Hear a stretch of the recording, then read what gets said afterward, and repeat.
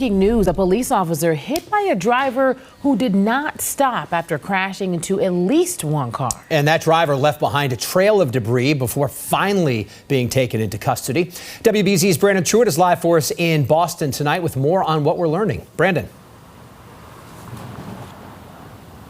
Well, David and Courtney, by all accounts, this car was weaving up and down these narrow South End roads, and there's really the damage to prove it. We're here on Albany Street where all of this ended, but I want to take you up to Sky Eye and show you the moments where all of this ultimately came to a stop. Police pulling over and surrounding this car, ultimately putting the driver in handcuffs.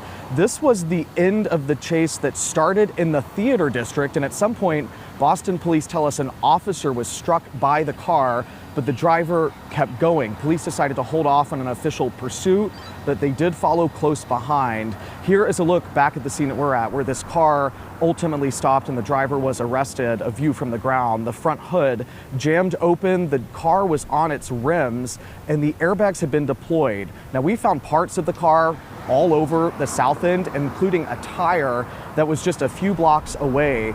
Witnesses tell me that she drove up one-way streets, adding they couldn't believe what they were seeing.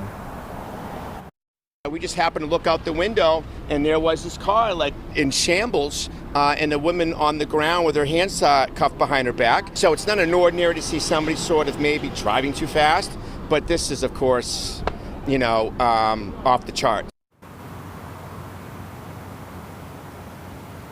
Boston police say that the officer who was struck appeared to be uninjured, but was getting evaluated at the hospital. The driver was able to get out of the car, but was placed in an ambulance as well. It appears no other pedestrians were injured.